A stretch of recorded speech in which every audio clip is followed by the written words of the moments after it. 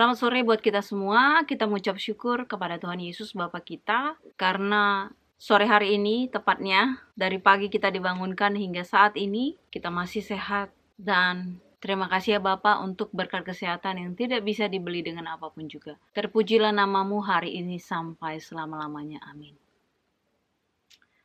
Aku tadi barusan vaksin yang kedua, yang terakhir. Jadi untuk video selanjutnya, keterangan aku nanti lihat di channel YouTubeku yang satunya, yang Ulisian Braban. Sekarang aku akan membaca firman Tuhan.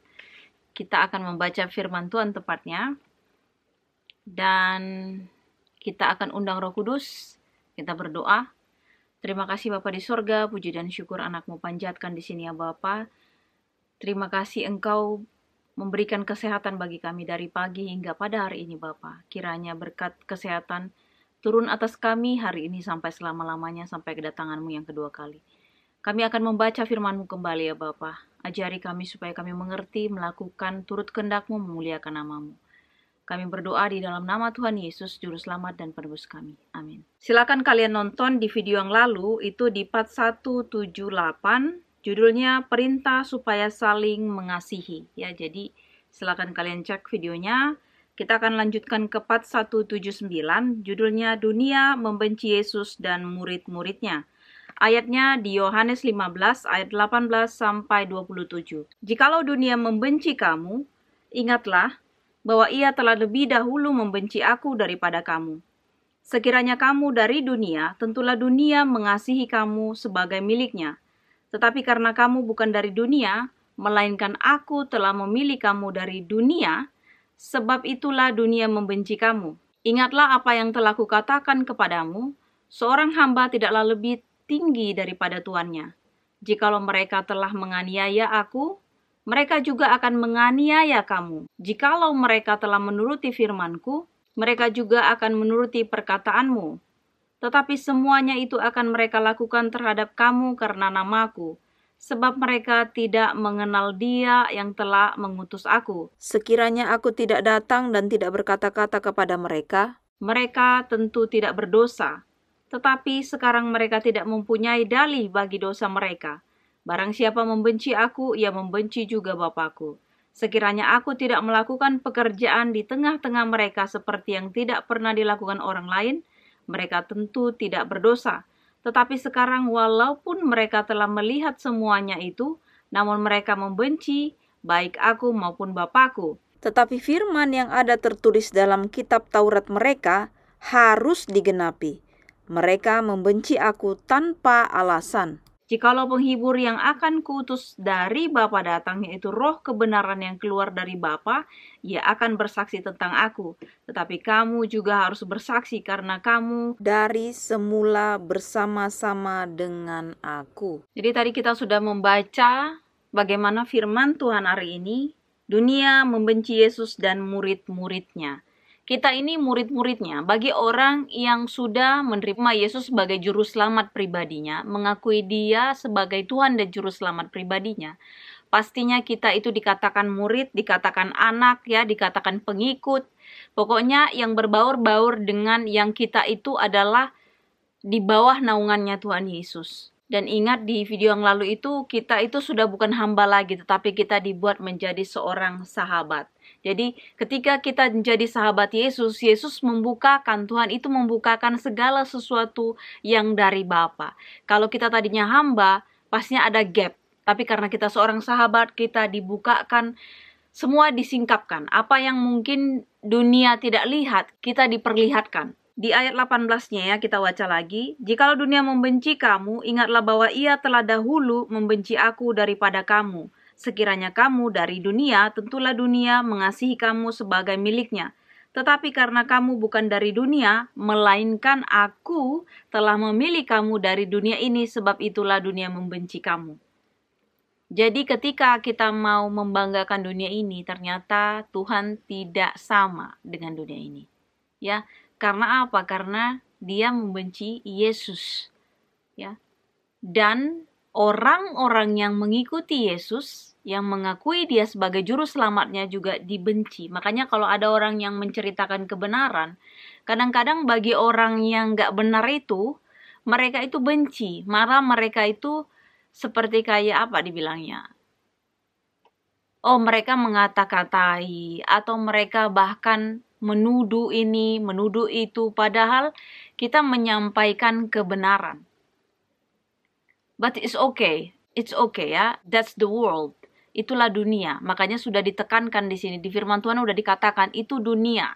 Karena apa? Dunia membenci aku sebelum dia membenci kamu. Karena mereka benci, dunia ini membenci aku, kata Tuhan Yesus. Makanya ketika engkau juga akan dibenci karena engkau pengikutku. Karena engkau adalah hidup di dalam kebenaran itu, makanya dunia ini membenci.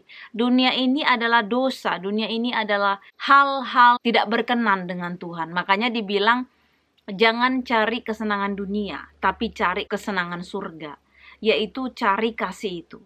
Pengajaran Tuhan Yesus itu adalah kasih. Semua ajaran mungkin ada yang bilang itu semuanya kan mengajarkan kebaikan dan ini dan itu oke. Tetapi kalau aku secara pribadi, bagaimana aku membaca firman Tuhan ini, Tuhan Yesus mengatakan perintah dia ya, perintahnya. Di video yang lalu kalian silakan nonton dan kalian baca ayatnya. Tuhan Yesus memerintahkan untuk mengasihi seorang akan yang lain. Jadi dia nggak ada memerintahkan untuk membunuh, dia nggak ada memerintahkan untuk membenci, dia nggak ada memerintahkan untuk mencelakai. Jadi kalau ada orang yang mengaku Kristen, yang mengaku pengikut Kristus, yang mengaku anak Tuhan, tetapi ketika dia mencelakai orang, ketika dia melukai orang, ingat itu bukan pengikut Kristus yang sejati. Berarti dia pengikut iblis. Di luar Tuhan pokoknya iblis saja. Nggak ada di antara ya. Jadi pokoknya ikut Tuhan, mengasihi sesama manusia, atau ikut iblis yang hanya mengambil keuntungan daripada orang lain. Ini kayaknya kalau udah musim summer selalu ada lalat, jadi dia terbang sana terbang sini ya.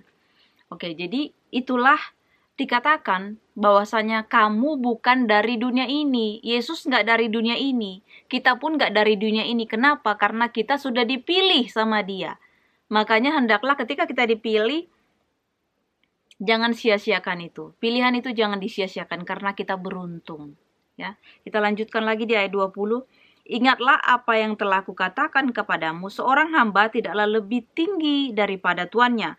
Jikalau mereka telah menganiaya aku, mereka juga akan menganiaya kamu. Jikalau mereka telah menuruti firman-Ku, mereka juga akan menuruti perkataanmu. Jadi ketika kita mendengar ini kayaknya ngeri ya. Tapi Tuhan sudah memperingatkan ya.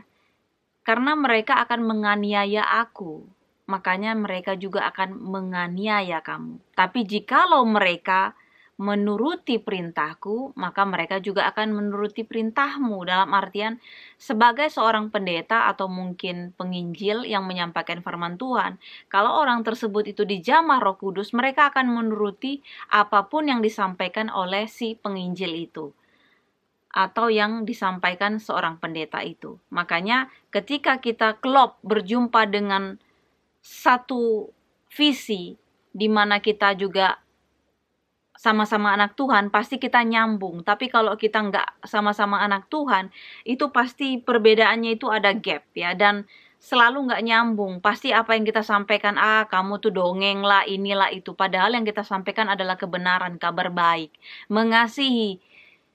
Coba pikirkan, mengasihi itu apa membenci? Pasti mengasihi itu pasti hal yang baik. Tapi kalau membenci udah pasti hal yang buruk. Ya, tidak bisa ditolerir. Makanya sekarang kita harus ikut Tuhan benar-benar saling mengasihi, bukan membenci. Kita lanjutkan lagi di sini. Di ayat 21, tetapi semuanya itu akan mereka lakukan terhadap kamu karena namaku, sebab mereka tidak mengenal Dia yang telah mengutus aku. Sekiranya aku tidak datang dan tidak berkata-kata kepada mereka, mereka tentu tidak berdosa. Tetapi sekarang mereka tidak mempunyai dalih bagi dosa mereka. Barang siapa membenci aku, ia membenci juga Bapakku. Sekiranya aku tidak melakukan pekerjaan di tengah-tengah mereka seperti yang tidak pernah dilakukan orang lain, mereka tentu tidak berdosa. Tetapi sekarang walaupun mereka telah melihat semuanya itu, namun mereka membenci baik aku maupun Bapakku. Jadi di sini udah jelas tadi dikatakan dari atas. Ketika Yesus datang, membuka ya, atau menyingkapkan, ini loh, ini kau lakukan, ini dosa yang kau lakukan, sehingga mereka dosa-dosanya itu kelihatan. Selama Tuhan tidak datang pada saat itu, apakah orang-orang Farisi itu berdosa? Enggak lah, pasti dilihat orang baik terus, baik terus, baik terus. Tapi ketika Yesus datang, ibaratnya ngoreksi pekerjaan mereka. Nah, ini kamu cuma ngomong doang. Bangsa ini memuliakan aku dengan bibirnya, tetapi hatinya jauh sekali. Makanya itulah peneguran, makanya datang Tuhan Yesus ke dunia ini. Peneguran, mau juga menyelamatkan. Tapi ketika Yesus datang, mengoreksi, malah mereka itu berusaha untuk menutup.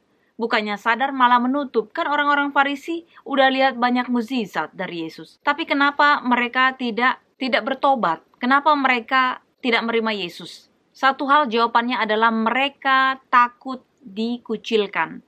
Mereka takut sekali kalau mereka itu kehilangan kedudukannya. Makanya mereka itu lebih baik menutupi bahwasanya Yesus itu bukan Tuhan.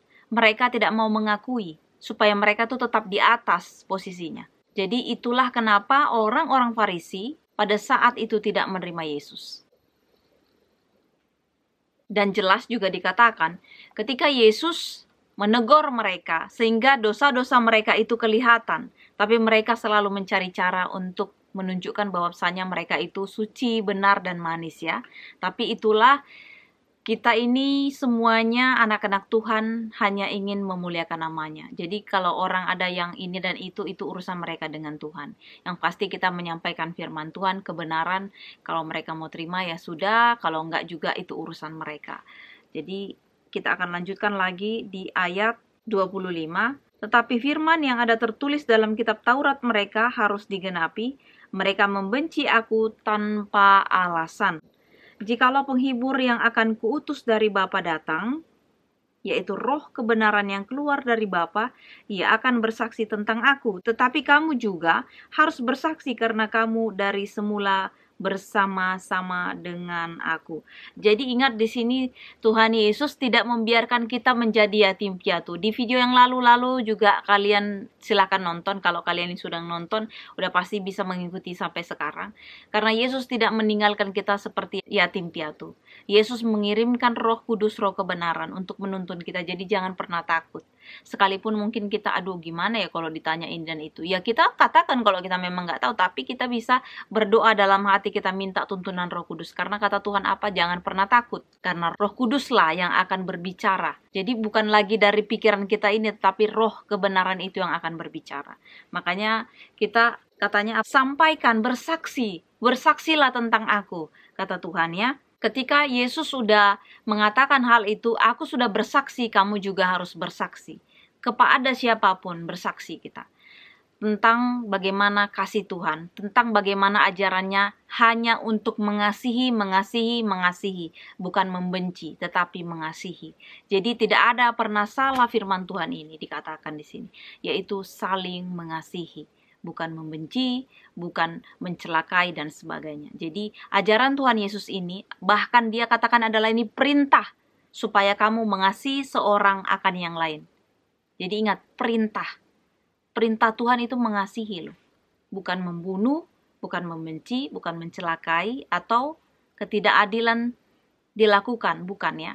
Jadi malah firman Tuhan mengatakan adalah yang kukehendaki adalah belas kasihan, keadilan, dan kesetiaan. Jadi 3 ini harus kita pegang sebagai anak Tuhan. Jadi jangan pernah malu bersaksi, ceritakan apa yang Tuhan sudah kerjakan dalam hidupmu, ceritakan apa yang sudah Tuhan berikan kepadamu, berkat-berkat ya, jalan keluar, dan itu bisa menguatkan iman kepada orang-orang di sekitar kita, kepada siapapun yang melihat hidup kita, atau kepada siapapun orang-orang yang membutuhkan ibaratnya pertolongan untuk dihidupkan iman percayanya. Jadi tetap kita bersaksi katanya, karena itu adalah untuk kemuliaan nama Tuhan, pekerjaan Tuhan. Dan ingat, kita bersaksi untuk Dia ya, untuk Bapa kita itu, yang dimana Dia adalah sumber. Ketika kita bersaksi tentang Tuhan, kita dihidupkan, kita akan hidup ya, menjadi anaknya, bersuka cita, bukan hanya diri kita, tapi orang lain yang mendengarkan juga. Jadi, marilah kita bersaksi kepada siapapun yang kita temui. Bersaksi itu adalah penuh kasih ya, bukan mencelakai. Inilah doa dan harapan kita berdoa. Terima kasih Bapa di sorga, puji dan syukur anak-Mu panjatkan ya Tuhan untuk kasih setiamu. Terima kasih Bapa untuk firman-Mu menguatkan iman percaya kami supaya kami bersaksi, supaya kami juga mengerti bahwasanya Engkau telah mengatakan, dunia membenci aku, maka itu mereka juga akan membenci kami, pengikut-Mu. Oleh karena itu berikan kami kekuatan Bapa supaya kami tetap di jalan-Mu hari ini sampai kedatangan-Mu yang kedua kali. Dosa kami yang banyak hapuskan ya Bapa, supaya jangan terhalang setiap berkat yang akan Engkau berikan kepada kami masing-masing. Anak-Mu berdoa untuk orang-orang di luar sana yang sakit, Engkau sembuhkan ya Bapa. Jamah tubuhnya agar lekas sembuh. Orang-orang yang mencari pekerjaan, Engkau berikan pekerjaan. Orang-orang yang mengalami duka, Engkau hiburkan mereka, supaya mereka mendapat penghiburan dari sorga yang kekal, dan mereka memuliakan nama-Mu. Bapa di sorga, Engkau berkati juga bagi orang-orang yang mengalami masalah pada saat ini, atau apapun problema dalam hidup mereka. Engkau turut campur tangan memberikan solusi dan jalan keluar supaya mereka melihat terang-terang-Mu Bapa, supaya mereka tetap di jalan-jalan-Mu. Engkau berkati juga Bapa orang-orang yang bergumul memaafkan dirinya sendiri, memaafkan keluarga, teman, orang-orang yang pernah menyakiti hatinya. Berikan kekuatan penghiburan, berikan kekuatan untuk memaafkan orang-orang yang menyakiti hatinya, supaya dia juga tetap kuat dan tetap berjalan di jalan-jalan-Mu sampai kedatangan-Mu yang kedua kali. Bapa di sorga, hapuskan segala dosa dan pelanggaran kami. Sempurnakan doa kami ya Bapa, kami berdoa di dalam nama Tuhan Yesus, Juru Selamat dan Penebus kami. Amin. Terima kasih sudah menonton video ini. Jangan lupa di like, subscribe, dan di share. Kalau kalian punya komen, silakan di komen. Aku juga bisa belajar dari kalian. Tuhan Yesus memberkati. Amin.